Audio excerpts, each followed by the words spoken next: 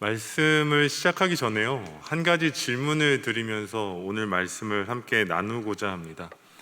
혹시 우리 성도님들께서는요, 2022년을 시작하시면서 사람들 가운데 가장 많이 언급됐던 사자성어가 무엇인지 알고 계신가요? 한 해를 처음 시작하면서 사자성어로 한 해를 시작하는 사람들이 많이 있는데요. 사람들이 새해를 이제 준비하면서 여러 가지 사자성어들로 2022년을 준비했습니다. 그런데 그 가운데 가장 많이 언급되고 많은 사람들이 꼽아왔던 사자성어는요, 고진감래였습니다. 고진감래. 고진감래라는 것은요, 쓴 것이 다하면 단 것이 온다라는 의미를 갖고 있는 말이죠. 힘들고 어려운 시간이 지나면 언젠가는 좋은 날이 올 것이다 라는 의미로 쓰여진 과거의 성어입니다. 그래서 사람들은 2022년을 시작하면서요, 고진감래라는 사자성어를 통해서 서로를 격려했습니다. 코로나19라는 긴 어려움이 이제는 끝나고 좋은 날이 올 것이다 라는 기대감을 갖고 고진감래라는 말을 나누면서 격려하고 위로했던 것이죠. 그렇다면 우리가 2022년을 시작하면서 많은 사람들이 꼽아왔던 그 고진감래라는 말처럼 이제는 쓰고 힘들고 어려운 시간은 다 지나간 것일까요? 이제는 달고 기쁘고 즐거운 시간만 남아있는 걸까요? 제가 현재 오늘 상황에 대해서는요, 이렇다 저렇다라고 판단할 수는 없습니다. 하지만 지금 당장 보이는, 눈앞에 보이는 현실과 뉴스를 통해서 들려지는 소식들을 듣다 보면요, 우리는 아직도 계속해서 조금 더 인내해야 될 것 같다라는 생각을 하게 됩니다. 힘들고 어려운 상황이 지속되고 있는 것처럼 보이기 때문에요, 우리는 기도하면서 주어진 오늘을 잘 살아내야 할 것 같다라고 생각합니다. 그런데 이러한 상황 가운데 정말 안타까운 것은요, 시대가 힘들고 어렵다 보니까요, 이 시간을 포기하는 사람들이 늘어가고 있습니다. 절망과 실패가 익숙해져 가면서요, 오늘을 살아간다는 것에 대한 소망을 갖는 것이 아니라 그저 오늘을 버텨낸다라고 생각하는 사람들이 늘어가고 있다는 것이죠. 근데 이것은 다른 사람들의 이야기가 아닙니다. 우리 주변을 둘러만 보더라도요, 우리 가까이에는요, 우울감이나 무기력함에 빠져 있는 사람들이 많이 있습니다. 절망이나 죽음을 묵상하고 있고요, 삶에 대한 실패감으로 인해서 극단적인 선택을 고민하는 사람들도 쉽게 찾아볼 수 있다는 것이죠. 그런데 이러한 시대적인 흐름은요, 그리스도인된 우리도 피해갈 수는 없습니다. 그리스도인된 우리도 깨어있지 않으면 이러한 시대적 흐름 가운데 물들어갈 수 있다는 것을 경계해야 하는 것이죠. 왜냐하면 힘들고 어려운 시간을 지나면서 우리는 육신적인 우리의 삶의 환경적인 것만이 아니라 영적으로도 긴 침체기를 이어오고 있기 때문입니다. 그럼 우리는 생각해 봐야 되겠죠. 이런 시대적 상황 가운데 우리가 할 수 있는 것은 무엇인가? 모두가 힘들고 모두가 절망하고 모두가 낭망하는 이 시대 가운데 과연 내가 할 수 있는 것은 무엇인가 고민해 봐야 합니다. 고진감래라는 말처럼 그냥 시간이 지나면 괜찮아지겠지, 그냥 버티다 보면 언젠가 좋은 날이 오겠지 라는 생각으로 오늘을 사는 것이 아니라요, 힘들고 어려운 이 시대 속에서도 과연 내가 무엇을 해야 할 것인지를 고민해야 한다라는 겁니다. 그렇다면 우리는 무엇을 해야 할까요? 우리는요, 우리가 처한 상황과 위기와 어떠함을 떠나서 그 어떤 상황 가운데서도 우리는 하나님을 바라보아야 합니다.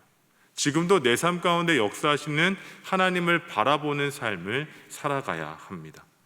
그리고 불평과 원망으로 우리의 삶을 채우는 것이 아니라요, 지금도 우리의 삶 가운데 하나님의 일을 이루고 계신 그 하나님 나라의 사명을 우리는 발견할 수 있어야만 합니다. 그냥 버티며 살아가는 것이 아니라 나를 향한 하나님의 사랑을 발견하고 그 사명으로 오늘을 살아가야 한다라는 것이죠. 그럴 때 우리의 삶은 새로워질 줄로 믿습니다.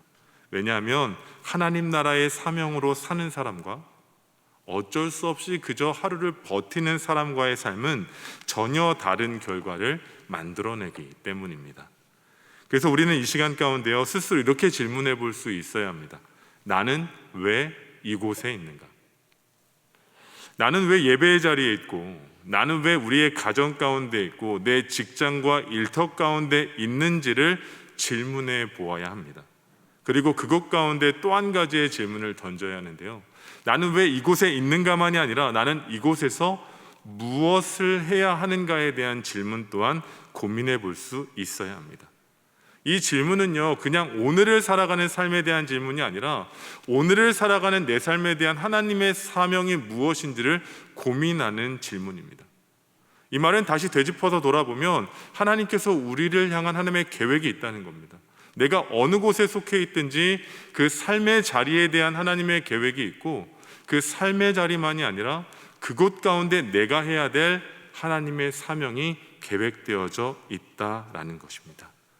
바라기는요, 우리가 어떠한 상황 가운데 처해 있다 할지라도, 힘들고 어려운 상황이 지속되고 있다 할지라도요, 하나님께서 우리의 삶을 통해 하실 일에 대한 분명한 믿음이 있다면 우리는 절망과 실패와 낭망함에 물들어가는 것이 아니라 주님의 사명을 향해 나아가는 하나님의 사람들 될 줄로 믿습니다. 바라기는 삶의 자리에서, 그리고 우리가 속한 그곳 가운데 왜 그곳에 내가 살아가고 있고 그곳에서 내가 하나님의 일을 위해 무엇을 해야 할지를 고민하면서 하나님의 사명을 넉넉히 감당하는 우리 종교가족 되시기를 예수님의 이름으로 축복합니다. 그럼 이제 오늘 본문의 말씀을 보면요, 하나님의 나라와 하나님의 뜻을 이룬 인물이 등장하고 있습니다. 그 사람은 누구일까요? 느헤미야이죠. 그럼 이 느헤미야는요, 어떤 살아왔던 사람일까요? 우리는 오늘 본문의 말씀으로부터요, 느헤미야가 살아왔던 당시의 시대적 상황을 알 수 있는데요, 다 함께 본문 3절의 말씀, 본문 3절 말씀을 함께 읽겠습니다. 그들이 내게 이르되 사로잡힘을 면하고 남아있는 자들이 그 지방 거기에서 큰 환난을 당하고 능욕을 받으며 예루살렘 성은 허물어지고 성문들은 불탔다 하는지라. 아멘. 우리가 읽은 말씀처럼요, 느헤미야가 살아갈 당시의 예루살렘 상황은요, 정말 비참했습니다. 말씀처럼 예루살렘 성은 허물어졌고 성벽은 불에 탔고 백성들은 환난과 능욕 가운데 처해 있었습니다. 당시 이스라엘 백성들은요, 유다 백성들은요, 이러한 상황이 올 거라고는 예상하지 못했습니다. 왜냐하면 그들에게는 분명한 소망이 있었기 때문입니다. 그들이 바벨론 포로에서부터 예루살렘으로 돌아와 성전을 재건하기만 하면 이제는 모든 일이 잘 될 것이다 라는 기대감이 있었습니다. 고진감래라는 말처럼 이제는 바벨론 포로기의 고통의 시간은 끝나고 예루살렘으로 귀환했을 때 성전만 재건되어진다면 앞으로 우리의 삶은 평안할 것이다 라고 예상했습니다. 과거 다윗의 시대가 도래할 것이라는 기대감을 갖고 있었던 것이죠. 그러나 끝날 것만 같았던 그 고통의 시간은 끝나지 않았습니다. 본문 3절의 말씀처럼요, 농사철만 되면 이방 민족들이 군대를 끌고 와서요, 예루살렘 안까지 쳐들어왔습니다. 성벽이 온전히 재건되어지지 않았기 때문에요, 수확의 때가 되면 성을 허물고 성문을 불태우면서 농작물과 여자와 아이들을 수탈해 갔습니다. 고통과 절망의 시간이 계속되어졌던 것이죠. 그런데 느헤미야는 예루살렘 가운데 있던 이러한 절망과 고통의 소식을 듣게 됩니다. 당시 느헤미야는 수산성에 편히 살고 있었기 때문에 사실 예루살렘의 소식을 듣기란 결코 쉽지 않았습니다. 하지만 본문 1절로 2절의 말씀과 같이 그의 형제 중 하나인 하나니를 통해서 예루살렘의 절망적인 소식을 듣게 됩니다. 그리고 그 소식을 들은 느헤미야는요, 예상 외의 반응을 보이는데요, 다 함께 본문 4절 말씀 읽겠습니다. 본문 4절의 말씀입니다. 내가 이 말을 듣고 앉아서 울고 수일 동안 슬퍼하며 하늘의 하나님 앞에 금식하며 기도하여. 아멘. 느헤미야는 예루살렘의 소식을 듣자마자 어떠한 반응을 보였죠? 슬퍼했고요, 수일 동안 금식했고 기도했습니다. 하나님의 마음으로 반응하면서요, 예루살렘을 향한 그 슬픔과 아픔을 마음에 담고 기도하며 중보했다라는 것이죠. 그렇다면 왜 제가 앞서서 예상 외의 반응이었다고 말씀을 드렸을까요? 우리가 인식하기로는 느헤미야는 하나님의 사람이었기 때문에요, 예루살렘의 소식을 들었을 때 이렇게 반응하는 것이 당연하다고 여겨집니다. 그런데요, 느헤미야는요, 사실 예루살렘의 상황이 어떠하든지 관계없이 그냥 자기의 삶을 살아와도 괜찮았던 사람입니다. 사실 이런 반응을 보이지 않아도 아무 문제 없었던 사람이었다라는 거죠. 당시 느헤미야는요, 예루살렘이 아닌 바사의 고관으로 수산성에서 부귀영화를 누릴 수 있었습니다. 예루살렘의 피폐함과는 상관없이 그저 자기에게 주어진 은혜에 만족하는 삶을 살아갈 수 있었습니다. 하지만 느헤미야는요, 자기에게 주어진 것에 만족하는 것이 아니라, 현재의 삶에 머물러 있는 것이 아니라 자신의 마음을 하나님의 마음이 있는 곳으로 향하게 만들었습니다. 그저 자기가 누리고 있는 삶에 만족한 것이 아니라 하나님의 마음이 예루살렘에 있다는 것을 알았고, 그들을 향해 긍휼한 마음을 갖고 있다는 것을 알았고, 그들이 회복되기를 기대하는 하나님의 마음을 알았기 때문에 느헤미야는 그냥 편히 머물러 있을 수 없었던 겁니다. 하나님의 마음을 알았던 느헤미야는 예루살렘의 비참함을 보면서 그들을 위해 기도할 수밖에 없었고, 그들의 삶을, 그들의 예루살렘을 회복시키기를 꿈꾸는 사명을 붙잡을 수밖에 없었던 겁니다. 그리고 우리가 읽었던 본문 말씀처럼 하나님 앞에 나와 기도하며 갈망했을 때 결국 하나님께서는 느헤미야를 통해 예루살렘의 회복을 이루어 가셨습니다.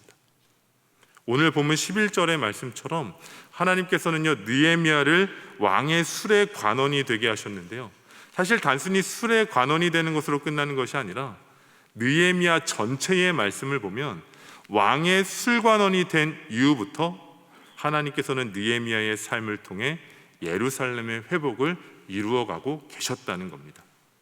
하나님께서는요, 느헤미야를요, 왕의 술관원이 된 이후로부터 3차 포로기한의 총책임자로 세우셨고요, 예루살렘으로 가게 하셨고, 그 예루살렘의 성벽을 재건하게 하셨고, 성벽만 재건한 것이 아니라 영적인 상태가 무너져 있던 예루살렘 백성들을 다시 한번 하나님 앞에 새롭게 하는 하나님의 사람으로 쓰임 받았다라는 겁니다. 그저 내 삶에 만족하고 있었던 것이 아니라 하나님의 마음이 있는 곳 가운데 나아가 하나님께 쓰임받는 느헤미야가 되었다라는 것이죠. 그럼 여기서 한 가지 질문을 해볼 수 있을 것 같습니다. 그 당시 수많은 사람들이 있었을 텐데요, 왜 느헤미야였을까요? 하나님께서는 왜 느헤미야를 통해서 예루살렘의 성벽을 재건하게 하셨고, 하나님께서는 왜 느헤미야를 통해서 무너졌던 유다 백성들의 영적인 상태를 회복시키셨던 걸까요? 우리는 오늘 말씀에서 왜 그 역할을 느헤미야에게 주셨는지를 발견할 수 있습니다. 다시 한번 오늘 본문의 상황을 되돌아가 보면요, 느헤미야가 예루살렘의 소식을 듣는 정황에서 우리는 그 비밀을 발견할 수 있습니다. 다 함께 본문 2절의 말씀 함께 읽겠습니다. 다 함께 본문 2절의 말씀 함께 읽습니다. 내 형제들 가운데 하나인 하나니가 두어 사람과 함께 유다에서 내게 이를 얻기로 내가 그 사로잡힘을 면하고 남아있는 유다와 예루살렘 사람들의 형편을 물어본즉. 아멘. 우리가 방금 읽은 2절의 말씀처럼요, 이미 우리가 알고 있는 내용입니다. 느헤미야가 누구로부터 예루살렘의 소식을 듣죠? 그의 형제였던 하나니를 통해서 듣습니다. 근데 여기서 듣는 그 과정이 중요한 겁니다. 느헤미야가요, 그의 형제 하나니가 1600km나 되는 거리의 그 여정을 다녀왔을 때 스쳐 지나가는 말들 가운데 예루살렘의 소식을 들은 것이 아니라요, 느헤미야가 직접 하나니에게 예루살렘의 형편을 묻습니다. 예루살렘의 소식을 듣는 주체가요, 그냥 스쳐 지나가다가 어쩌다가 들려진 것이 아니라 느헤미야는 그곳 소식을 묻고 듣고자 했다라는 의미입니다. 느헤미야는 1600km나 되었던 하나니의 여정에 관심이 없었습니다. 우리 같으면 이렇지 않았을까요? 하나니에게 이런 질문하지 않았을까요? 야, 너가 1600km나 되는 긴 여정을 다녀오는 동안에 최고의 맛집은 어디였었니? 야, 너 볼만한 곳은 어디였었냐? 만약에 내가 다시 한번 그곳을 가게 된다면 너가 추천해주고 싶은 곳은 어디냐? 라고 느헤미야가 묻고 싶지 않았을까요? 사실 느헤미야에게는 이런 모든 것들이 전혀 관심되어지지 않았습니다. 느헤미야의 관심은요, 오직 예루살렘의 형편과 그곳의 소식에 있었다는 거예요. 왜요? 그에게는 하나님의 마음이 있는 곳 가운데 자기의 마음과 생각이 집중되어지는 삶을 살았기 때문입니다. 느헤미야의 삶은 자기가 편안한 형편 가운데 감사하는 것에서 머물러 있는 것이 아니라 힘들고 고난과 비참함 가운데 있었던 예루살렘에 있는 하나님의 마음에 더 집중하기를 원했던 것이죠. 그래서 직접 주체적으로 하나님에게 그곳 소식을 물어왔던 것입니다. 그런데 그것으로 끝난 것이 아니라요, 하나님께서도 하나님의 마음이 있는 그곳을 집중하는 느헤미야를 집중하셨습니다. 그를 바라보셨던 거죠. 그리고 수많은 사람들이 있었지만, 수많은 사람들이 편안한 삶과 또 다른 여러 가지의 상황 가운데 있었지만, 하나님께서는 하나님의 마음에 집중하고 있던 느헤미야를 사명자로 세우셨다라는 겁니다. 하나님의 마음이 있는 그곳을 위해 슬퍼하고 금식하며 기도하는 느헤미야를 하나님의 사명자로 세우시고 보내시고, 그곳 가운데 절망하고 낭망하고 비참함 가운데 있는 이들을 하나님의 위로라는 느헤미야의 이름처럼 위로자로 사용하셨다라는 겁니다. 이 시간 바라고 소망하는 것은요, 느헤미야가 황폐하고 피폐해진 예루살렘의 위로가 되어졌던 것처럼요, 우리 종교가족들도 이 시대 가운데 무너져가고 있는 영혼들을 위한 위로자가 되어지기를 간절히 소망합니다. 힘들고 어려운 시대를 살아가면서 실패와 절망감에 물들어가고 있고 우울감과 죽음을 묵상하는 영혼들이 우리 주변 가운데 있다면, 하나님께서 그들을 바라보시는 그 마음을 깨달아 알아 하나님의 마음으로 그들을 향한 위로자로 세워지기를 예수님의 이름으로 축복합니다. 그럼 이 시간 잠깐 우리의 마음을 점검해 볼까요? 성도님들께서는 이 시대의 느헤미야와 같은 삶을 살아가기를 원하십니까? 네, 이런 반응이 나오면 안 되는데요. 다시 한번 여쭤보겠습니다. 우리 성도님들께서는 이 시대의 느헤미야가 되기를 기대하고 계십니까? 네, 지금 자신이 없으세요. 공감이 됩니다. 왜냐하면 느헤미야의 삶이 쉬웠을까요? 어려웠을까요? 어려웠겠죠. 자기에게 익숙했던, 편안했던, 만족스러웠던 삶을 철저히 포기하고 피폐해져 있던 예루살렘으로 향했던 인생입니다. 마냥 행복하게 살 수 있을 것만 같았던 인생에서요, 우리 표현으로 한다면 사서 고생을 찾아가는 인생이었다라는 거죠. 그래서 우리가 느헤미야의 삶을 보면 대단하다, 하나님의 사람으로서 이 시대의 위로자가 된다는 건 정말로 중요하구나, 그리스도인으로서 그 사명을 위해 살아가야겠구나 라고 생각하지만, 그 사명이 현실 가운데 나에게 막상 닥치면 덜컥 겁부터 납니다.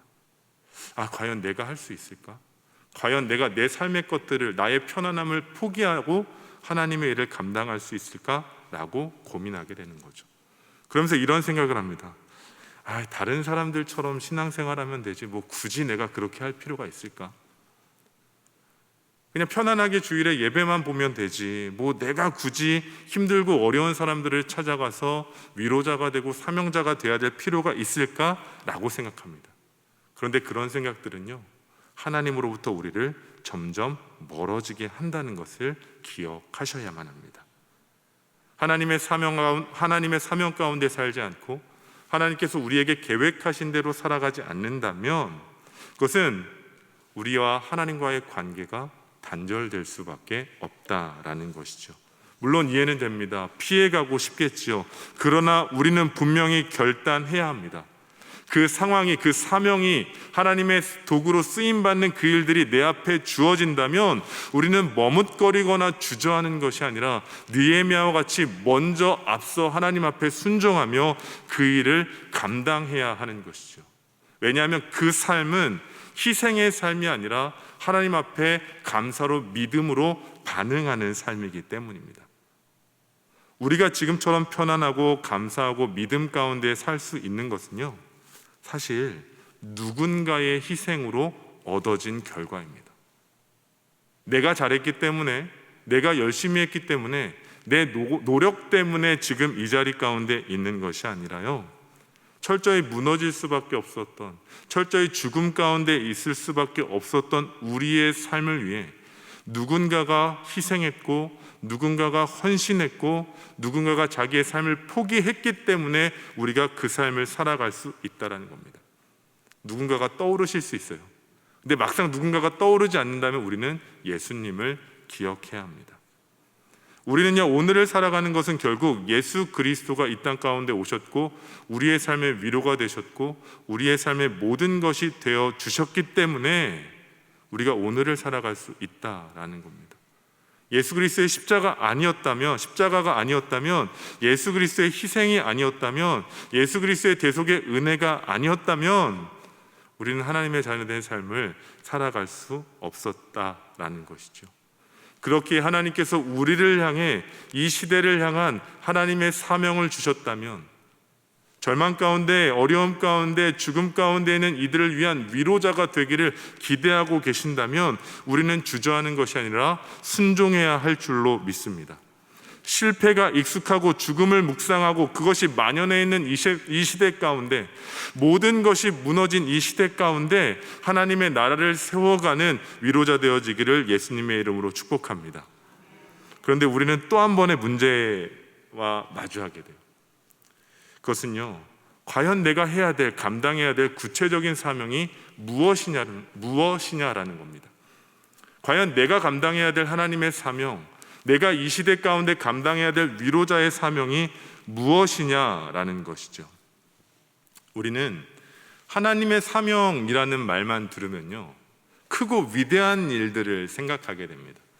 느헤미야만 보더라도요, 절망 중에 빠진 유다 백성들을 위로했고요, 재건되지 못하고 있던 140년 동안 계속해서 방치되고 있던 예루살렘 성벽을 52일 만에 재건하는 사명을 감당했고요, 성벽 재건만이 아니라 피폐하고 무너져 있던 유다 백성들의 영혼과 신앙까지 재건했던 모습을 보면서, 아, 사명자는 정말 이렇게 크고 놀라운 일들을 해야 하는 것이구나 라고 오해합니다. 그러다 보니 우리의 삶과 사명의 삶이 점점 더 멀어지는 것이죠.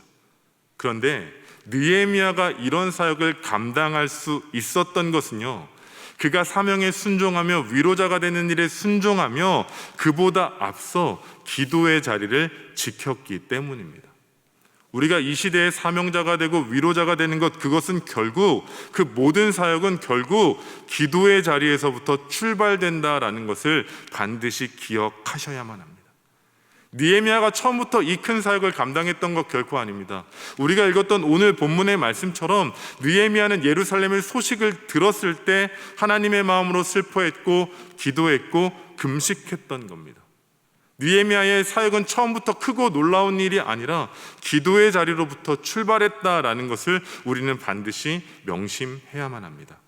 그렇게 우리는 하나님 나라의 사명과 위로자 된 그 역할을 위해 무엇을 해야 할까요? 기도해야 합니다. 삶의 자리에서부터 우리는 기도의 자리를 구별하고 우리의 삶의 자리 가운데 기도를 채워가고 하나님의 때와 하나님의 역사 가운데 순종함으로 기도 그보다 더 큰 일이 아닌 기도의 삶 가운데 승리할 수 있어야만 하는 것이죠. 만약 하나님께서 우리에게요, 이 시대의 어려움과 절망적인 상황을 보여주셨다라고 한다면요, 또한 죄와 악으로 만연해져 있는 이 시대적 상황을 보여주셨다라고 한다면요, 그것은 비판하거나 판단하거나 정죄하기 위함이 아닙니다. 누군가의 어려움, 이 시대적인 악함들을 바라보게 하신 것은 결국 하나님께서 기도하기를 원하신다라는 것이죠. 그것을 우리에게 보여주셨다면 우리는 이제 순종하는 마음으로 기도의 자리를 지켜가야만 합니다. 바라기는 우리를 향한 하나님 나라의 사명을 붙들고 기도할 때 느헤미야를 통해 이루셨던 하나님의 나라가 우리의 기도를 통해 이 땅 가운데 온전히 심기워지게 될 줄로 믿습니다. 우리의 기도의 자리를 통해 하나님께서 우리의 삶과 가정과 교회와 일터 가운데 계획하시고 섭리하시는 일들이 온전히 성취되어질 줄로 믿습니다. 그리고 우리가 영적인 눈으로 세상을 바라볼 때에 철저히 무너져 있는 그 영혼들을 위해 하나님께서는 우리를 그들을 향한 위로자로 세워주실 줄로 믿습니다. 바라기는 항상 깨어 기도하고 기도의 자리를 지키고 기도의 자리 가운데 힘써 나아감을 통해서 우리의 삶을 통해 우리의 기도를 통해 하나님의 새로운 역사가 시작되어지기를 원합니다. 그리고 지금 이 순간부터 절망과 아픔과 고통을 묵상하는 것이 아니라 하나님의 위로와 하나님의 새 역사가 불일 듯 일어날 것을 기대하고 꿈꾸며 이 시대 가운데 하나님의 위로자로 쓰임받는 우리 종교가족 되시기를 예수님의 이름으로 축복합니다. 기도하겠습니다. 하나님, 정말로 힘들고 어려운 시간을 살아가고 있습니다. 이 시대 가운데 죽음을 묵상하고 우울함 가운데, 패배감 가운데, 절망감 가운데 살아가는 이들이 너무나도 많습니다. 그들의 삶을 바라보며 내 삶이 아니라고 방관하거나 방치하는 것이 아니라 그들을 향한 하나님의 마음을 깨달아 알게 하여 주옵소서. 그들을 향한 하나님의 마음을 깨달아 알아 하나님께서 우리를 위해 계획하시고 기대하고 계신 거룩한 사명을 순종하는 우리가 되게 하여 주옵소서. 크고 놀라운 일들을 감당하기에 힘쓰기보다 먼저 기도의 자리를 지키는 우리가 되어지기를 원합니다. 기도하며 하나님 가운데 순종하게 하시고, 기도하며 하나님의 뜻에 나아가게 하여 주시고, 기도하며 하나님께서 기대하고 계신 큰 일들을 넉넉히 감당할 수 있는 우리 모두 되게 하여 주옵소서. 그래 우리의 삶과 가정과 일터와 속한 모든 곳 가운데 혹여라도 소망이 무너졌다면, 하나님의 나라가 무너졌다면 우리를 통해 다시 한번 수축되어지는 새 역사가 시작되어지게 하여 주옵소서. 우리의 모든 것 대신 예수 그리스도의 이름으로 기도드립니다. 아멘.